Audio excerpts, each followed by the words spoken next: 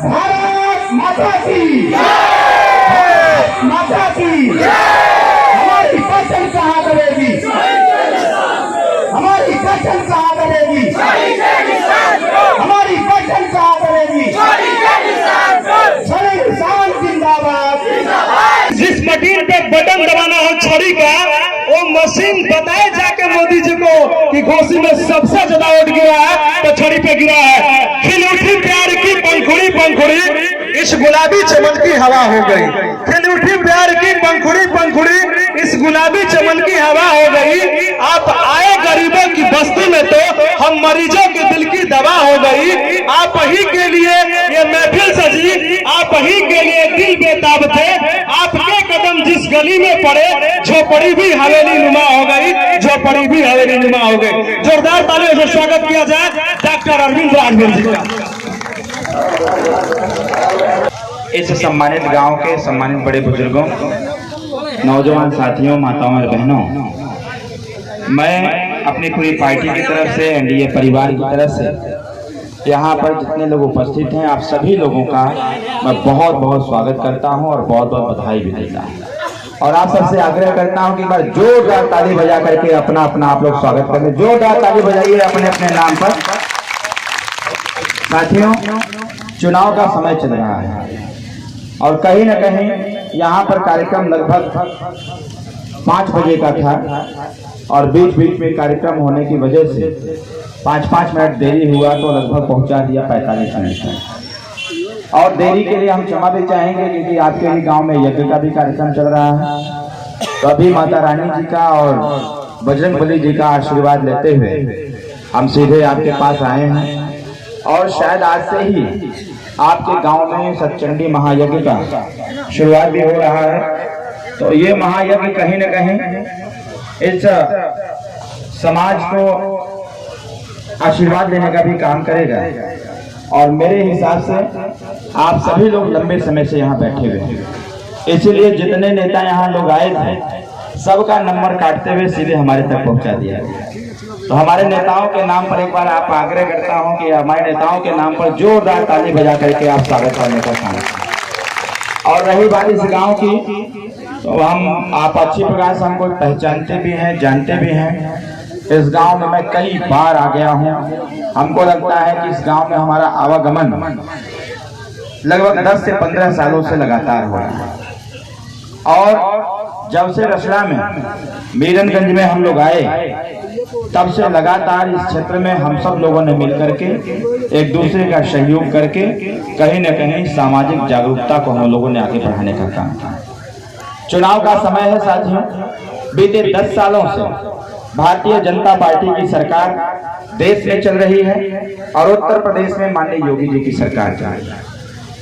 और हम सब लोगों ने जिस प्रकार से एक नारा को फलीभूत करने का प्रयास किया जा रहा है, अब की बार 400 पार, यूपी में 80 का 80, तो कहीं न कहीं Bharatiya Janata party, Suheldev Bharatiya Samaj party, Nishad party और अपना दल के सभी के सहयोग से हम सभी लोग अपने लक्ष्य को प्राप्त करने के लिए कटिबद्ध भी हैं और तैयारी में भी हैं।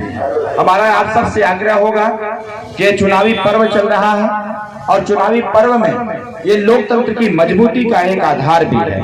हम आपसे आग्रह करेंगे कि जिनका नाम वोटर लिस्ट में दर्ज होगा, जिसकी अवस्था 18 साल पूरा हो गया, 18 साल की अवस्था हो गई होगी, आप अपना मतदान करने जरूर जाएं। और मतदान इसलिए भी करना अति आवश्यक है कि आपके एक एक वोट से इस देश का संकल्प पूरा हो सकता है और इस सरकार का भी संकल्प पूरा हो सकता है। भारतीय जनता पार्टी, सुहेलदेव भारतीय समाज पार्टी का मेन मकसद कि जब हमारा देश संकल्पित भाव से आगे बढ़ेगा, देश का विकास कहीं न कहीं 2047 तक का जो लक्ष्य है कि देश को विकसित करने का, देश को विकसित करके इस देश में रहने वाले सभी लोगों को उनका अधिकार देने का, तो कहीं न कहीं इस देश के विकसित होने में हमारे घोसी का भी योगदान होना चाहिए। और साथियों, विगत 15 सालों से जिस प्रकार से 15 सालों से लगातार आप सबने मतदान किया और मतदान करने का परिणाम भी निकला कि जिस हिसाब से इस घोसी लोकसभा क्षेत्र से एक सांसद हुआ करते थे स्वर्गीय कल्पनाथ राय जी। कल्पनाथ राय जी ने जिस प्रकार से सतपुड़ा विधानसभा में भी देश की सरकारों से तमाम तरह की योजनाएं ला करके इस रसड़ा विधानसभा को भी मजबूती प्रदान करने का कार्य किया था उन्होंने। यहाँ देश की व्यवस्थाओं को ला करके, भारत सरकार की योजनाओं को ला करके यहाँ के बेरोजगार नौजवानों को रोजगार भी देने का कार्य किए थे। लेकिन कहीं न कहीं स्वर्गीय कल्पनाथ राय जी के द्वारा किए गए कार्य जो थे इस क्षेत्र में, उसके उनके बाद उनके मृत्यु के उपरांत उस संस्था को या फिर उस कार्य को कोई आगे बढ़ा नहीं पाया। साथियों, ये 15 साल की पीड़ा हम सब का उद्देश्य है कि इस बार जिस प्रकार का माहौल बना हुआ है, आज पूरे मऊ जनपद में मैं घूमा और पूरे मऊ जनपद के लोगों ने जिस प्रकार से जाति भावना और क्षेत्रवाद की भावना से ऊपर उठ करके सिर्फ विकास के लिए जिस प्रकार से हमारा समर्थन कर रहे हैं, इससे यह प्रतीत हो रहा है कि वो नारा कहीं साबित होता नजर आ रहा है कि क्यों पड़े हो चक्कर में कोई नहीं है। ये नारा कहीं न कहीं हर समाज के लोग जनपद मऊ के चारों विधानसभा से ये आवाज उठ रही है कि इस बार इस घोषी लोकसभा में महापरिवर्तन का आगाज होगा और अरविंद राजभर को चुनाव निशान छड़ी का बटन दबा करके इस बार सांसद बना करके विगत 5 साल के कार्यकाल को 15 साल के कार्यकाल को 5 साल में परिवर्तित करने का काम किया जाए। आज जब मैं गाँव में जाता हूँ, गांव में जाने के बाद जब युवाओं की बात सुनता हूँ, बड़े बुजुर्गों की बात सुनता हूँ, माताओं की बात सुनता हूँ और छोटे बच्चों की स्थिति को मैं देखता हूँ, तो मुझे ऐसा प्रतीत होता है ये सभी लोग मिलकर के चाहते हैं परिवर्तन, और परिवर्तन करके जो भारत सरकार और उत्तर प्रदेश सरकार की योजनाएं हैं, उन योजनाओं को जब तक घोसी लोकसभा क्षेत्र में हम नहीं लाएंगे साथियों, तब तक घोसी का विकास नहीं होने वाला। हमारा मानना यह है कि जिस प्रकार से इधर के रास्ते, मैं अभी गाड़ी में चर्चा कर रहा था, हमारे वशिष्ठ नारायण सोनी जी हैं, रसड़ा के पूर्व के चेयरमैन हैं, मैं उनसे चर्चा कर रहा था कि जिस प्रकार से मुख्य रास्ते का निर्माण हुआ, मुख्य रास्ते के बाद जो गांव की तरफ रास्ता आता है, कहीं न कहीं अभी भी वो जर्जर स्थिति में बनी हुई है। साथियों, आपके रास्ते तभी सही हो पाएंगे जब देश में अगर मोदी जी की सरकार बन रही है, और आपके घोसी में भी जब मोदी जी की सरकार बनेगी, ओम प्रकाश राजभर की सरकार बनेगी, तब घोसी का सर्वांगीण विकास होगा साथियों। और घोसी के सर्वांगीण विकास के लिए हमारा आपसे आग्रह है, इन्हें संकोच भाव से आप सभी लोग से आग्रह है कि आने वाले 1 तारीख को चुनाव निशान छड़ी का बटन दबाना है। किस चीज का बटन दबाना है? जोर से बोलिए इधर से। किस पर बटन दबाना है? जानते हैं मैं क्यों कह रहा हूँ? क्योंकि जो लोग भारतीय जनता पार्टी के पक्ष में मतदान करते चले आए हैं, ऐसे लोग जब उनके बीच में जब हम जैसे लोग कार्यकर्ता जा रहे हैं, तो वो लोग कह रहे हैं कि भाई हम तो मोदी जी को वोट देंगे, हम तो भारतीय जनता पार्टी को वोट देंगे।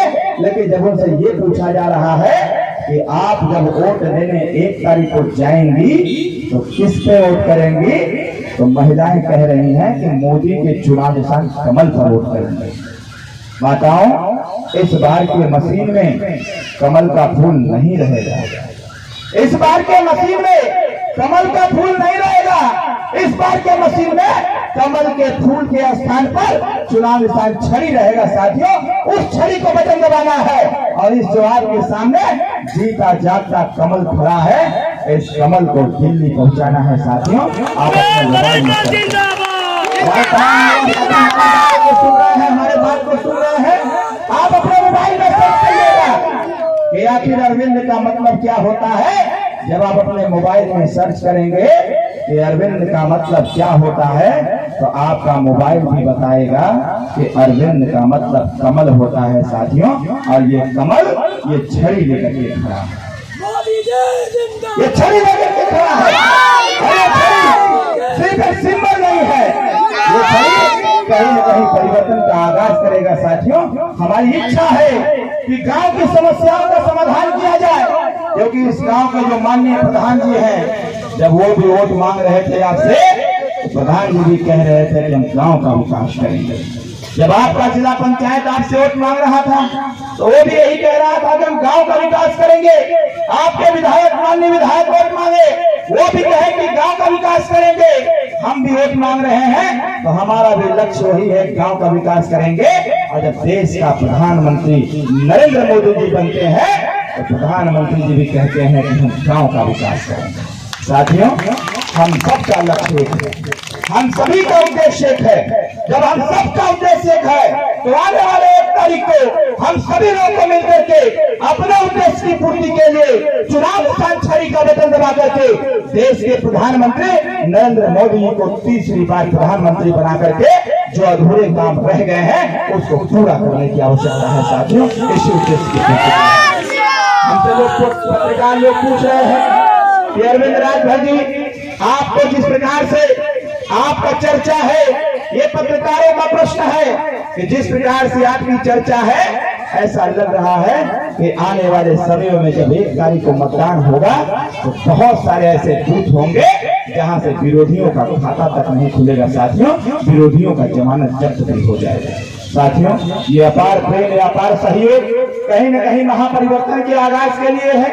ये अपार समर्थन कहीं न कहीं आने वाले समयों में जो आशा भरी निगाहों से आपने हमारे तरफ देखने का काम किया है, मैं आपको वचन देता हूँ, आने वाला 5 साल ऐसा 5 साल होगा कि आप भी कहेंगे कि हमने छड़ी से बटन दबाया था तो उसका परिणाम निकला कि हमारे क्षेत्र का विकास हो रहा है, हमारे क्षेत्र का कल्याण हो रहा है। साथियों, आवश्यकता किस बात की? आवश्यकता इस बात की है या फिर शिक्षा के व्यवहार में परिवर्तन कैसे होगा? जो आपके हमारे क्षेत्र के बेरोजगार नौजवान हैं, उनको रोजगार की बात कौन करेगा? छोटे छोटे बच्चों के शिक्षा की बात कौन करेगा? हमारे जो महिलाएं हैं जिनको 33% आरक्षण अभी भारत सरकार ने देने का कार्य किया। साथियों, 33% आरक्षण नहीं, सुहेलदेव भारतीय समाज पार्टी चाहता है कि 50% आरक्षण मिले। अगर देश में महिलाओं का योगदान, इस देश के संचालन में बराबरी का योगदान है, तो फिर आरक्षण के नाम पर इन महिलाओं के साथ धोखा क्यों होता है? जब आपका बेटा या आपका भाई सदन में जाएगा तो वहां खड़ा होकर कहेगा अगर 100 IAS की भर्ती आ रही है तो उसमें 50 से बच्चों के लिए होना चाहिए, ताकि हर घर की बच्ची जब पैदा हो घर में तो सीना तान के गार्जियन कह सके कि सरकार की योजनाओं के माध्यम से हम अपनी बच्ची को पढ़ाएंगे और पढ़ा लिखा करके इसको भी होनहार बना करके नौकरी में भेजने का काम करेंगे, जिससे कि हमारे परिवार का कल्याण हो। साथियों, ये बात समझने वाले, आज बिजली बिल को लेकर के हम सब लोग परेशान हैं। बिजली बिल को लेकर परेशान है ना हम लोग? कितने लोग परेशान है? जरा हाथ उठाइए तो देखिए कितने लोग परेशान हैं। सभी लोग परेशान हैं और इस परेशानी में हम भी परेशान हैं। अगर हम भी परेशान हैं तो मैं चाहता हूं कि आइए हम सब लोग मिल करके अपनी इस समस्या का समाधान करें। और अपनी समस्या का समाधान साथियों, ये माइक पर भाषण देने से नहीं होगा। जब तक इस बिजली बिल की समस्या को दिल्ली की पंचायत में हम जैसे लोग नहीं उठाएंगे तब तक किसी का ध्यान इस पे नहीं आएगा। मुझे याद है साथियों, 4 अक्टूबर 2023 को जब हमने माननीय मुख्यमंत्री जी से मुलाकात किया, उन्होंने हमसे पूछा कि क्या हालचाल है पूर्वांचल का। हमने कहा कि पूर्वांचल में ये हमारी माताएं, बड़े बुजुर्ग और युवा लोग सबसे ज्यादा अगर परेशान हैं तो बिजली के बिल से परेशान है, बिजली के बिल से परेशान है। हमने कहा कि सर इससे को इंतजार करना चाहिए और मैं धन्यवाद देता हूं वर्तमान भारतीय जनता पार्टी सरकार को। उन्होंने हमारी बात को स्वीकारता प्रदान करते हुए 10 अक्टूबर 2023 को एक आदेश जारी किया कि जितने लोगों का बिजली बिल बकाया है, जितना बिजली बिल आया हुआ है, उस पे जो ब्याज दर लगाया गया है उनका ब्याज 100% माफ किया जाता है। ये 10 अक्टूबर 2023 को उच्च सरकार ने करने का कार्य।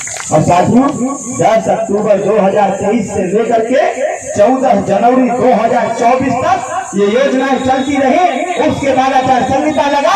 हमारा प्रयास ये है, अगर रिजर्व बैंक ऑफ इंडिया हमारे आपके उसके दम पर अगर देश के पूंजीपतियों का कर्जा माफ कर सकती है साथियों, तो हमारा यह आग्रह है कि आइए हमसे हाथ मिलाइए और 1 तारीख को चुनाव निशान छड़ी का बटन दबाइए और एक साथ आवाज लगा के बोला जाए, अगर हमारे वोट के दम पर रिजर्व बैंक ऑफ इंडिया ने देश के पूंजीपतियों का कर्जा माफ कर सकता है, तो जब सदन में आवाज उठेगी जितने लोगों का बिजली बिल बकाया है सभी लोगों का बिजली बिल माफ किया जाए। साथियों, जब इस प्रकार की आवाज दिल्ली की पंचायत में उठेगी तब जाकर के हमारा अधिकार प्राप्त होगा, तब जाकर के हमारी समस्याओं का समाधान होगा। इसलिए मैं आपसे आग्रह करूंगा आने वाले 1 तारीख को हम सब लोगों की जिम्मेदारी है, ये लड़ाई हम सब की है। अगर बच्चों की शिक्षा चाहिए, अटल आवासीय विद्यालय में जो गरीब तबके के लोग हैं, गरीब तबके के बच्चों को पढ़ने की व्यवस्था बनाई गई। अटल आवासीय विद्यालय ऐसा विद्यालय जहाँ पर कोई अमीर का बेटा नहीं पढ़ सकता। ये 1.5 साल से व्यवस्था चल रही है। हम लोगों का प्रयास ये है कि अब आपका बेटा अटल आवासीय विद्यालय में पढ़े। ये कहीं न कहीं माननीय ओम प्रकाश राजभर जो कहते थे कि गरीब का बेटा एक तो पढ़ता है, अमीर का बेटा दूसरी तो पढ़ता है, ये दोहरी शिक्षा व्यवस्था उत्तर प्रदेश में नहीं चलनी चाहिए। ओम प्रकाश राजभर जी की बातों को स्वीकारता प्रदान देते हुए भारतीय जनता पार्टी की सरकार ने कहा कि अगर अमीर के बेटे को अच्छी शिक्षा मिल सकती है तो भारतीय जनता पार्टी मोदी सरकार में अब गरीब के बेटे को भी अच्छी शिक्षा मिलेगी साथियों। और मोदी जी ने 22 सितंबर 2023 को उन्होंने बनारस से आकर के एक उद्घाटन करने का काम किया। उत्तर प्रदेश के 18 मंडल में अटल आवासीय विद्यालय खोल करके गरीब मजदूर मनरेगा में काम करने वाले लोगों के बच्चों के लिए, जो रिक्शा चलाता है उसके बच्चों के लिए अटल आवासीय विद्यालय खोल करके उसमें दाखिला करवाने का काम किया साथियों। ये काम किसी ने किया तो भारतीय जनता पार्टी की सरकार ने करने का काम किया। हम आपसे आग्रह करेंगे, जब हमारा एकता मजबूत होगा और तीसरी बार जब मोदी जी की सरकार बनेगी और घोसी में जब अपनी सरकार बनेगी, जब घोसी से चुनाव जीता जाएगा तो इस बात को कहा जाएगा कि जब दिल्ली अरविंद राजभर जाएगा तो ये बात जरूर उठाएगा कि अगर आजमगढ़ में, गोरखपुर में, बस्ती में अटल आवासीय विद्यालय खुल सकता है तो जनपद बलिया में भी अटल आवासीय विद्यालय खुलना चाहिए ताकि गरीब मजदूर के बेटे को शिक्षा। जब हम लोगों का फोन आता है कि हमारा पेशेंट है उसको बीएचयू में एडमिट करा दीजिए, वहां एडमिट कराने की व्यवस्था बनाते हैं, तब तक पता चलता है दोबारा फोन आता है कि उसका जो मरीज था वो बीएचयू जाने से पहले ही वो दम तोड़ दिया। साथियों, आज रसड़ा अस्पताल में जब कोई मरीज जाता है तो उसको सही इलाज नहीं मिल पाता। व्यवस्थाएं ठीक न होने की वजह से कहीं न कहीं थोड़ी सी दिक्कतों का सामना करना पड़ता है। हमारा उद्देश्य है, क्योंकि रसड़ा में लगभग 16 साल से हम लोग भी रहते हैं और 16 साल से रह करके हर क्षेत्र, हर गांव, हर घर की पीड़ा को समझने का प्रयास हम लोगों ने किया है। इसलिए इस पर हमने मन बनाया है साथियों, अगर आपका आशीर्वाद और सहयोग मिला और इलाज मिला तो बीएचयू और पीजीआई लखनऊ नहीं जाना पड़ेगा। हमारा उद्देश्य होगा इसी रसड़ा विधानसभा में पीजीआई को स्थापित करके यहाँ के लोगों को यही तैयार कराने का काम किया जाए, कोई व्यक्ति बीएचयू और लखनऊ जाने का काम न। इसलिए साथियों, सबसे अंतिम बात कहते हुए हम आपसे आग्रह करेंगे कि आने वाले 1 तारीख को हम सब लोगों को मिलकर के किससे बटन दबाना है, जोर से किससे, कितने लोग छड़ी का बटन दबाएंगे, जरा हाथ उठाइए तो, दोनों हाथ उठाइए। चुनाव निशान छड़ी पर बटन दबाना, हाथ नीचे करिए। अंतिम बात कहते हुए आने वाले 1 तारीख को हम सभी लोग मिलकर के चुनाव निशान छड़ी का बटन दबाएं। मैं अभी एक गाँव में गया हुआ था, वहाँ के नौजवानों ने कहा कि भैया हम लोग कहाँ खेले, कहाँ दौड़े, सड़क पर दौड़ते हैं तो दुर्घटना का डर रहता है, खेत में हम लोग खेलने का काम करते हैं तो खेत का मालिक परेशान करता है। हमने कहा कि मित्र, अब घबराने की जरूरत नहीं है, ये आपका भाई, आपका बेटा मैदान में कूद पड़ा है, बस थोड़ा सा सहयोग करिए और वो व्यवस्था किया जाएगा कि एक मिनी स्टेडियम आपके रसड़ा विधानसभा में बनवा करके यहाँ के बच्चों को खेलने के लिए, दौड़ने के लिए व्यवस्था किया जाएगा। साथियों, इस प्रकार की योजनाएं हम लोगों ने बना रखा है। ये सारी बातें मैं क्यों कह रहा हूँ, ये सारे काम हो जाने चाहिए था, लेकिन कहीं ना कहीं इस क्षेत्र में नेतृत्व की कमी थी और अच्छा नेतृत्व न मिलने की वजह से इस प्रकार की समस्याओं का सामना करना पड़ रहा है साथियों। लेकिन मैं आपको विश्वास दिलाता हूँ, आने वाले 1 तारीख को चुनाव निशान छड़ी का बटन दबा करके आप अपनी जिम्मेदारी का निर्वहन करिए और 1 तारीख के बाद जब रिजल्ट आएगा तो इस गांव के हर चेहरे पर हम खुशी देखना चाहते हैं। इस गांव के हर चेहरे को मैं खुश देखना चाहता हूँ, हंसते हुए देखना चाहता हूँ। 4 तारीख को परिणाम आएगा, हर गांव में डीजे बजेगा और 10 तारीख को सरकार बनेगा। सरकार बनने के बाद जब सदन की कार्रवाई चालू होगी साथियों, आपका आशीर्वाद मिला तो जिस प्रकार से आपका बेटा यहाँ पर बोल रहा है, उसी प्रकार से माननीय प्रधानमंत्री जी के सामने अपने घोषित की समस्याओं को रख करके इन समस्याओं से निजात पाने का काम किया जाएगा। इन्हीं चंद शब्दों के साथ मैं आप सभी लोगों से आशीर्वाद की कामना करते हुए और आने वाली 1 तारीख को चुनाव निशान छड़ी का बटन दबाने की अपील करते हुए आप सभी लोगों से आशीर्वाद मांगता हूं और सहयोग की कामना करते हुए जिस दिन आप वोट देने जाएंगे बहुत लोग गुमराह करने के लिए आएंगे, वो उल्टा सीधा बात करेंगे, तमाम तरह का प्रलोभन देंगे।